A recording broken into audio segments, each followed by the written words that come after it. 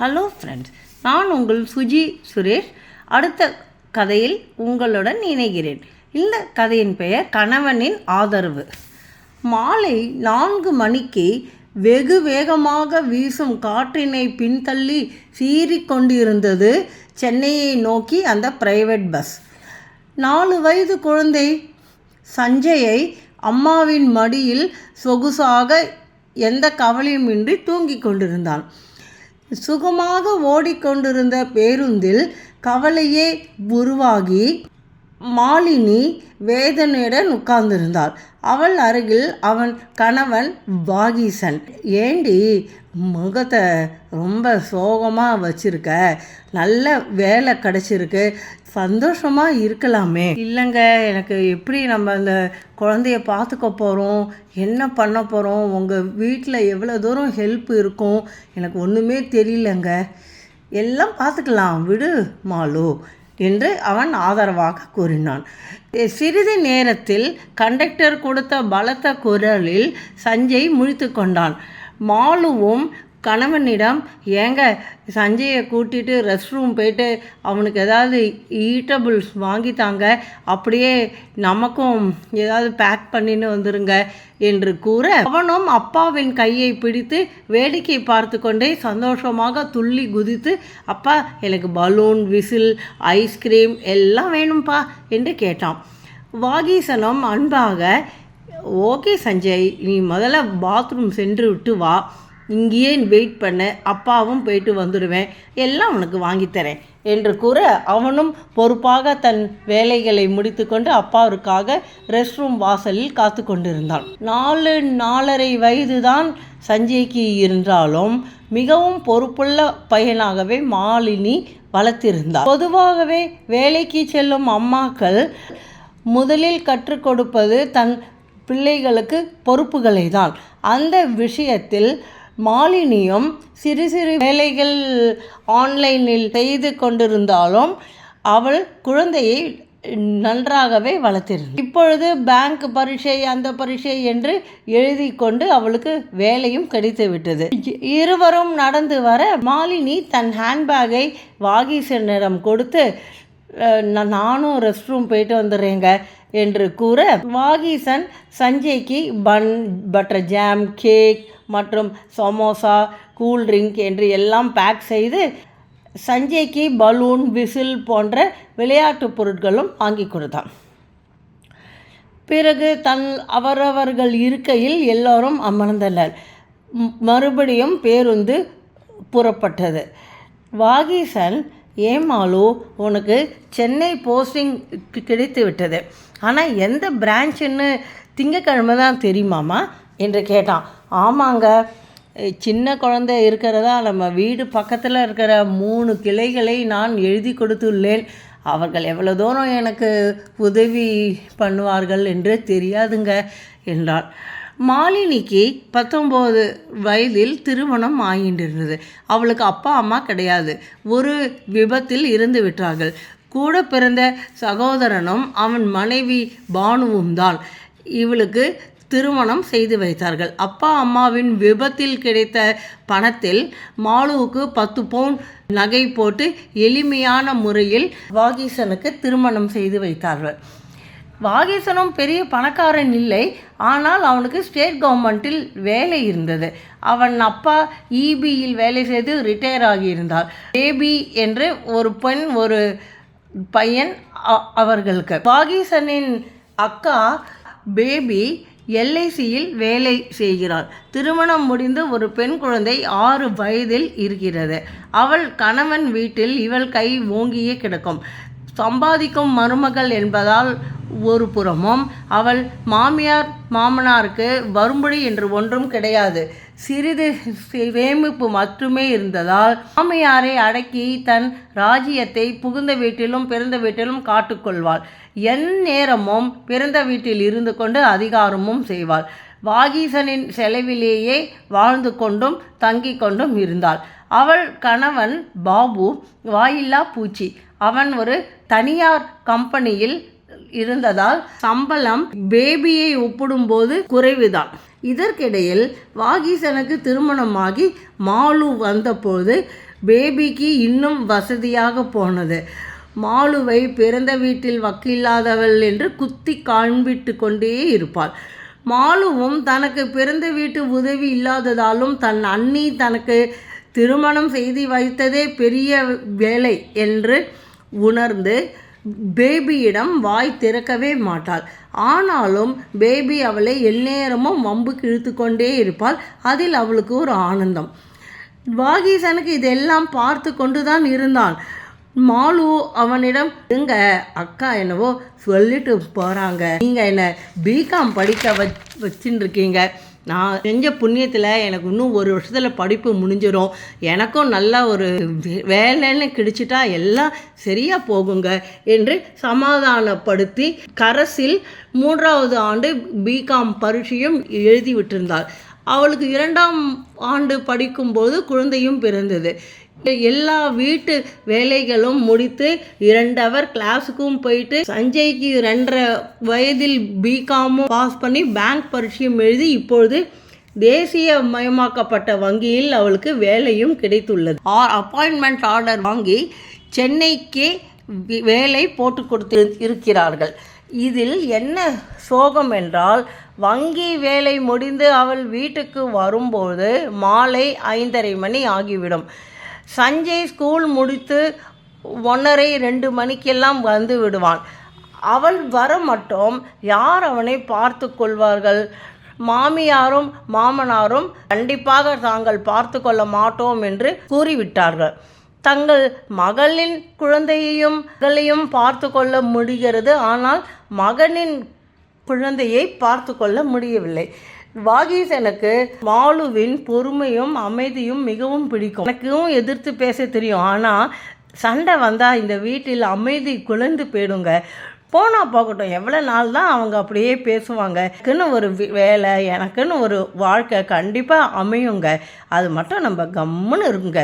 இதுபோல் ஒரு மனைவி கிடைக்க தான் பல ஜென்மங்களுக்கு புண்ணியம் செய்திருக்கிறோம் என்று பல சமயம் பூரித்து போவான். அந்த பாண்டிச்சேரியிலேருந்து வரும் பேருந்து 8 மணிக்கு திருவான்மியூர் வந்து அங்கிருந்து ஒரு ஆட்டோ பிடித்து தன் கோட்டூர்புரம் வீட்டை அடைந்தார்கள். ஒரு பேச்சிற்கு கூட மாமியார், மாமனார், நாத்தனார், பேபி என்று யாரும் இவர்களிடம் முகம் கொடுத்து பேசவில்லை. ஆனால் இவர்கள் ஸ்வீட் பாக்ஸை நீட்டி, அத்தை, மாமா, அக்கா, எனக்கு பேங்க்கில் வேலை கிடைச்சிடுது, சென்னையிலே போஸ்டிங்கும் கிடைச்சிடுது, எந்த பிரான்ச்சுங்கிறது திங்கக்கிழமை ரீஜனல் ஆஃபீஸ் போயிட்டு வந்தால் தான் அக்கா எங்களுக்கு தெரியும் என்று அப்பாயின்மெண்ட் ஆர்டரை நீட்டினார். சஞ்சய் தான் வாங்கி வந்த பன், கேக் எல்லாம் அத்தையின் மகளுக்கும் பகிர்ந்து கொடுத்தான். ஆனால் அத்தையின் குழந்தை பூவிக்கோ அந்த பழக்கமே கிடையாது. ஏதோ இவன் கொடுத்ததை பக்கத்திலே வைத்துவிட்டு எதுவுமே தனக்கும் இதுக்கும் சம்பந்தம் இல்லாத போல் நடந்து கொள்வாள். அவர்கள் சந்தோஷப்படாமல் அத்தையும் மாமாவும் முதலில் கேட்ட கேள்வி, நீ மாட்டுக்கு ஆஃபீஸ் போயிட்டானா வீட்டு வேலையெல்லாம் யாரு பண்ணுவா? அம்மாவாலெல்லாம் பண்ண முடியாது, அம்மாவுக்கே முட்டு வலி என்று பேபியும் ஒத்து ஊதினாள். வேலைக்கு போவதற்கு முன்பே இப்படி மூஞ்சி காண்பிக்கிறவர்கள் மத்தியானம் 2லேருந்து 5-5:30 மட்டும் சஞ்சயை பார்த்து கொள்ள என்ன சொல்வார்களோ என்று பயந்தாள் மாலு. சரி, போஸ்டிங் வரட்டும், அதுக்கு பிறகு பார்த்து கொள்ளலாம், அதுதான் கணவர் 10 நாள் லீவ் இருக்கிறாரே, அதற்குள் ஏதாவது ஒரு வழி பிறக்கும் என்று எண்ணி, அம்மா நீங்களாம் சாப்பிட்டாச்சாம்மா, ராத்திரிக்கு என்னம்மா என்று கேட்டாள். வாகீசன் முந்தி கொண்டு, கடையிலேருந்து நான் இட்லி மாவு வாங்கிட்டேன், இன்றைக்கி எல்லாருக்கும் இட்லியே செஞ்சுட்டு போகிறோம், நீயும் அந்த அயற்சியில் இருக்க, நம்ம வந்து மற்றதெல்லாம் நாளைக்கு பார்த்துக்கலாம் என்று சொல்லி தானும் ஃப்ரெஷ்அப் ஆகிக்க உள்ளே சென்றான். அதற்குள் மாலு சமையல் ரூமில் உள்ளே போக, நல்ல வேலை காலையில் தேங்காய் திருவி ஃப்ரீசரில் வைத்தது இருந்தது. அதை வைத்து இட்லி 2 அடுப்பிலும் மாவு ஊற்றி மடமட வென்று தேங்காய் சட்னியும் அரைத்தாள். சஞ்சய் சமர்த்தாய் தானே 3 இட்லி சட்னி சாப்பிட்டு பால் கொடுத்து விட்டு விபூதி இட்டுக்கொண்டு எல்லோருக்கும் குட் நைட் தாத்தா, குட் நைட் பாட்டி, குட் நைட் அத்தை, அம்மா, அப்பா என்று சொல்லி முத்தம் கொடுத்து வாகீசனோடு சென்று படுத்து விட்டான். ஆனால் பேபியின் மகள் பூவிக்கு எனக்கு இட்லிக்கு சாம்பார் தான் வேணும், ஹோட்டல் சாம்பார் தான் வேணும், இல்லைன்னா நான் சாப்பிட மாட்டேன் என்று தட்டை விசிறி அடித்தாள். அவளை சமாதானம் செய்ய பேபி, அம்மா, அப்பா என்று எல்லாரும் கொஞ்சிக் கொண்டு இருந்தார்கள். அடுக்களை வேலையை சுத்தம் செய்து கொண்டிருந்த மாலு மனதில் நம் குழந்தை சஞ்சய் எவ்வளோ நல்ல மாதிரியாக நம்ம வளர்த்து இருக்கிறோம் என்று தனக்கு தானே பெருமைப்பட்டு கொண்டாள். இந்த சத்தம் கேட்டு வாகீசன் வெளியே வந்தான். பேபி, வாகி, நீ போயிட்டு ஹோட்டலில் போய் 2 பேக்கெட் சாம்பார் வாங்கிட்டு வாடா. பூவிக்கு இட்லிக்கு சாம்பார் தான் வேணுமா. வாகீசனுக்கு வந்ததே கோவம். அக்கா, நானும் இப்போ தான் பஸ்லேருந்து 3.5 மணி நேரம் ட்ராவலில் வந்திருக்கேன். ஏன் நீ உங்கள் குழந்தைக்கு என்ன வேணுமோ பண்ணி தர மாட்டியா? நீ இல்லை என்ன இருக்கோ அதை சாப்பிட வைக்க கற்றுக் கொடுக்க மாட்டியா என்று அதட்டலாக கேட்டான். மாலு எல்லோருக்கும் பால் டம்ளர் நீட்ட பூவியிடம், மாலு, இந்தாம்மா பன் பட்டர் ஜாம் இருக்கு, ஒரே ஒரு இட்லியாவது சாப்பிட்டுட்டு பன் பட்டர் ஜாமை எடுத்துக்கோ, இந்த பால் குடிக்கிறியா என்று கூற அரை மனதோடு அவளும் சரி என்று ஒப்புக்கொண்டாள். அப்பா, ஒரு பெரிய பிரச்சனை முடிஞ்சுது என்று எல்லா வேலையும் முடித்து தன் அறைக்குள் வந்தாள். சஞ்சய்க்கு போர்த்தி விட்டு தன் கணவன் பக்கத்தில் வந்து படுத்தாள். வாகீசன் மனைவியை அணைத்து கொண்டு, நம்ம பாரு, பேங்க் வேலை கிடச்சி உன்னை நான் ஒரு ஹோட்டலுக்கு கூட்டிண்டு போயிருக்கணுமாலோ என்று அவள் கை கால்களை அமுக்கி பிடித்து கொண்டாள். எல்லாம் விடுங்க, எனக்கு என்னன்னா 1:30 மணிலேருந்து 5:30 மணி மட்டும் சஞ்சயை யாருங்க பார்த்து கொள்வாங்க என்று சோகமாக கேட்க, அது திங்கக்கிழமை எந்த பிரான்ச்சு போடுறா பார்த்துக்கலாமே என்று அவளை கிறங்க பார்க்க, அவளுக்கும் வாகீசனின் ஆசைகளை அள்ளி அள்ளி கொடுத்து அன்று இரவு மகிழ்ச்சி ஊட்டினாள்.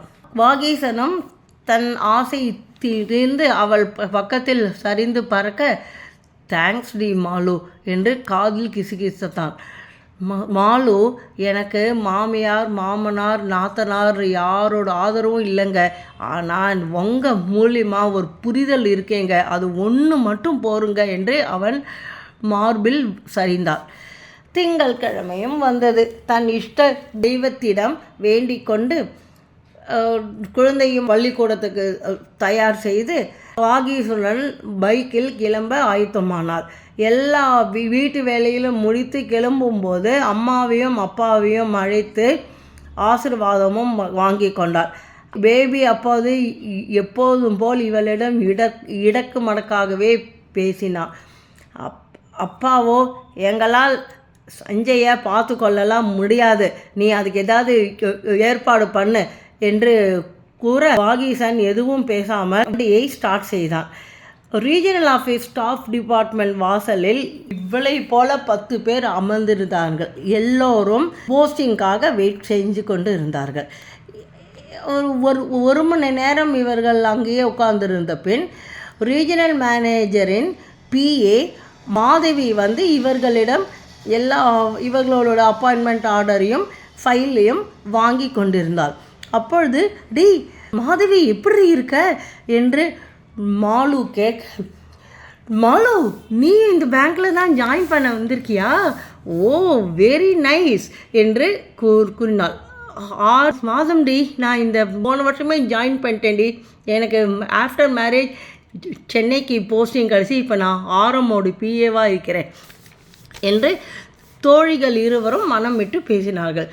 1 மணி நேரம் கழித்து மாதவிக்கு அப்பாயின்மெண்ட் ஆர்டர் டைப் செய்து புத்தத்திற்காக அப்பாயின்மெண்ட் ஆர்டர் கிடைச்சி அவர்கள் கை குலுக்கி கொண்டு தன் வேலையை பார்க்க போக கடைசியாக மாலுவின் வரிசை வந்தது. சிரித்தபடி மாலுவை அழைத்து உள்ளே சென்று ரீஜனல் மேனேஜரிடம் அறிமுகப்படுத்தினாள் மாதவி. மேடம், கோட்டூர்புரத்தில் தான் நீங்கள் இருக்கிறீர்களா? ஏன்னா அங்கே ஒரு saint Michael school extension counter branch இருக்குது மேடம். அங்கே உங்களுக்கு 7:30 மணிலேருந்து 2 மணி மட்டும் பிரான்ச் டைமு. நீங்கள் உங்களுக்கு ஓகேவா மேடம் என்று கேட்க, மாலு சார் என்று எழுந்தே விட்டாள். எனக்கு டபுள் ஓகே சார் என்று மாதவியை கண்கலங்க பார்த்து மாதவியும் கண்களால் நன்றி கூறினாள். சந்தோஷத்துடன் வாகீசனிடம் ஓடி வந்து, எங்க நம்ம சஞ்சய் படிக்கிற ஸ்கூலோட எக்ஸ்டென்ஷன் கவுண்டர் பிரான்ச்சிலேயே எனக்கு போஸ்டிங் கிடைத்துள்ளதுங்க. அப்பா, சஞ்சயை பார்த்து கொள்ளும் கவலை கொஞ்சம் 5 வருடங்களுக்கு எனக்கு இல்லை. அதுக்குள்ளே அவனை பெரிய ஆக்கிடுவான். நம்ம அவனை பார்த்துக்க முயற்சி பண்ணிக்கலாங்க. அப்பா, எனக்கு எவ்வளோ சந்தோஷமாக இருக்குங்க என்று மனதார கடவுளுக்கு நன்றி கூறினார். புதன்கிழமை தான் பண்ணணுங்க. ஸோ இன்னும் 2 நாள் இருக்குது. நம்ம அதுக்குள்ளே வீட்டில் எப்படி ஏற்பாடு எல்லாம் பண்ணிடலாங்க என்று கூற, வாகீசன் சொன்னால், நீ வா, நான் பக்கத்தில் இருக்க மட்சையால் போய் நம்ம 2 பேரும் லஞ்சு சாப்பிட்லாம், வா, நம்ம கொஞ்சம் நேரம் மனம் விட்டு பேசலாம், உனக்கு நான் ட்ரீட்டே தரல என்று கூறி அவளை வாஞ்சியுடன் அழைத்து சென்றாள். உணவு ஆர்டர் செய்து கொடுத்து, மாலு, இனிமே நீ சஞ்சயோட காலையில் ஆட்டோ வரும்போது அவனை ஸ்கூலுக்கு விட்டு நீ பக்கத்து பிரான்ச்சுக்கும் போகலாம்.